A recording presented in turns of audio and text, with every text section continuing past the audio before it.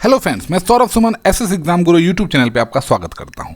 आपके सामने जो पत्र है वो आपके लिए अच्छा भी हो सकता है और कभी कभी कुछ कुछ पॉइंट्स पे बुरा भी हो सकता है। बात क्या है कि शिक्षा विभाग ने आप सबके लिए नियोजित शिक्षक, बीपीएससी शिक्षक, अभी जो राज्यकर्मी बन गए हैं, मतलब अभी तक वो अधर में है, लेकिन राज्यकर्मी जो बनने वाले हैं उनके लिए बिहार शिक्षा सेवा के कैडर का पुनर्गठन, शिक्षकों के स्थानांतरण एवं पदस्थापन, अनुकंपा के आधार पर नियुक्ति, अवकाश तालिका के निर्माण हेतु नीति निर्धारण, इसके गठन के लिए शिक्षा विभाग ने 4 लोगों की एक समिति बनाई है, जिसमें एक अध्यक्ष है जो सचिव होंगे शिक्षा विभाग के, और उसके बाद 3 सदस्य रहेंगे।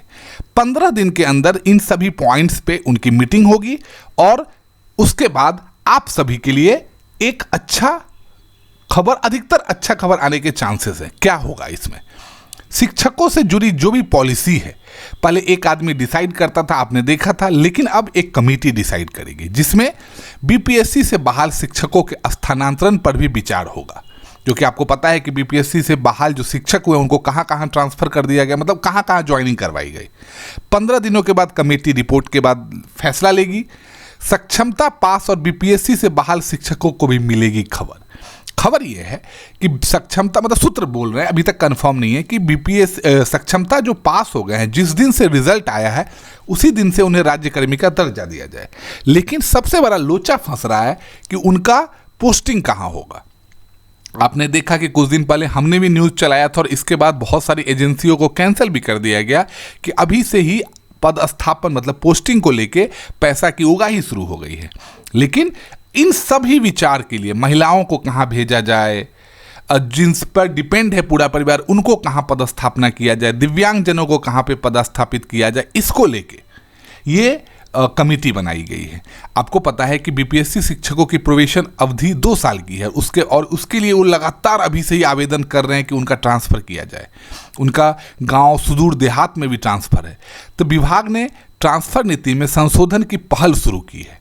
सक्षमता पास के लिए भी स्थानांतरण पॉलिसी के साथ बड़े फैसले लिए जा सकते हैं और ये एसीएस साहब ने निर्देश दिए हैं। लेकिन अब इसमें एक लोचा और आपके लिए फंस गया कि अब जुलाई का अंत तक आपको इसका इंतजार करना पड़ेगा।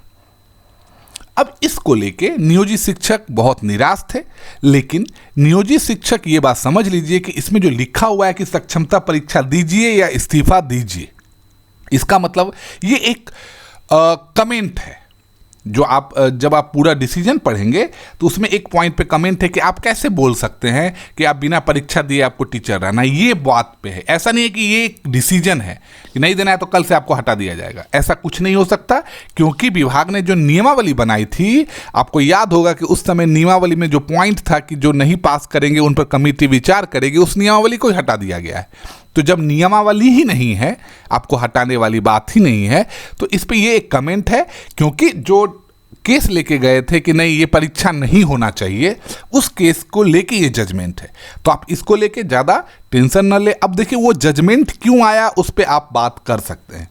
शिक्षक का पद गरिमापूर्ण पद होता है और उसको छोटे छोटे एग्जाम से आप जब नापिएगा तौलिएगा तो लोग आपके बारे में बोलेंगे कि जरूर इसको कुछ नहीं आता होगा, इसीलिए ये बोल रहा है कि हम एग्ज़ाम नहीं देंगे। लेकिन आप लोगों ने तो वो भी मतलब जस्टिफाई करवा दिया है खुद के बदौलत कि नहीं हम पास होके दिखाएंगे, और आप लोगों ने पास होके दिखाया। तो ये एक साधारण सा जजमेंट है, उसको लेकर आपको टेंशन नहीं लेना है। TRE 3, मैं आपको TRE 1 और 2 के भी बारे में आज बताने वाला हूं, लेकिन TRE 3 को लेके देखिए। प्राथमिक, मध्य माध्यमिक और उच्च माध्यमिक का जो टोटल 87,014 सीट था, जिसमें 19 तारीख को, 20 तारीख को, 21 तारीख को और 22 तारीख को इसका एग्ज़ाम होगा। पिछला TRE 3 जो था वो पेपर लीक में गया था, जिसमें मतलब 80 से ऊपर बच्चे चीटिंग करते, मतलब लीक वाला पेपर को इस्तेमाल करते हुए पकड़े गए थे। अभी तक उन पर कोई कार्रवाई नहीं हुई है। क्या वो अगले इस एग्ज़ाम में भी बैठेंगे? बैठ ही सकते हैं। अगर अभी तक उन पर कोई कार्रवाई नहीं हुई है तो वो बैठेंगे, लेकिन इस पर कब विभाग की नज़र जाएगी आगे देखते हैं। यही उनका एग्ज़ाम डेट है, आप एग्ज़ाम डेट देख सकते हैं। प्राथमिक वाले का कब है? सबसे पहले 19 तारीख को है 6 to 8 के सभी विद्यालय का, 12 से 2:30, 12 बजे दोपहर से 2:30 बजे दोपहर तक है। 20 तारीख को 1 to 5 का है। 21 तारीख को 9-10 का है और उसमें भी उसके बाद शिफ्ट है। 22 तारीख को जो है 11-12 के सभी विषय में 9:30 से 12 है और अनुसूचित जाति वाला जो एग्ज़ाम है उसका है 2:30 से 5 बजे तक। अब देखिए ये पेपर कितना अच्छे से होता है। अब मैं आपको बता रहा हूँ TRE 1 और 2 को लेके। TRE 1 और 2 में आप रोज दिन देखेंगे हर एक जिला में कि संदेहास्पद शिक्षक, फर्जी शिक्षक पकड़े जा रहे हैं। इसका मतलब TRE 1 और 2 भी स्कैम के घेरे में है। जैसे नीट पेपर को लेके आपने सुना होगा कि नीट पेपर में CBI अब जांच चल रही है, तो BPSC के 1 और TRE 1 और 2 में भी CBI जांच होना चाहिए कि किसकी बदौलत ये इतने बड़ा जो स्कैम हुआ है कि योग्य शिक्षक, योग्य अभ्यर्थी इसमें नहीं पास हो पाए और उनके जगह पे अयोग्य लोग, फर्जी अभ्यर्थी इसमें पास कर गए। सभी जगह पे जांच शुरू है।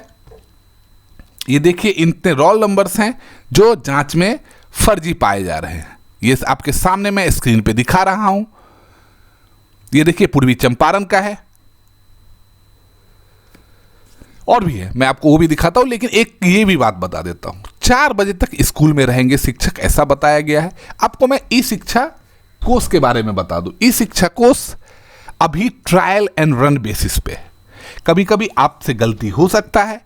कहा जा रहा है कि आप इतने बजे लॉग इन कर लीजिए। देखिए टाइम पे तो आपको जाना ही पड़ेगा, लेकिन ई शिक्षा कोर्स के ऐप में अभी भी प्रॉब्लम्स चल रहे हैं, लेकिन अब वो प्रॉब्लम्स दूर हो रहे हैं। सबसे बड़ी बात यह है कि ये रनिंग कंडीशन में है। 1-2 लोगों के प्रॉब्लम्स आ रहे हैं, लेकिन धीरे धीरे वो भी सॉर्ट आउट हो रहे हैं।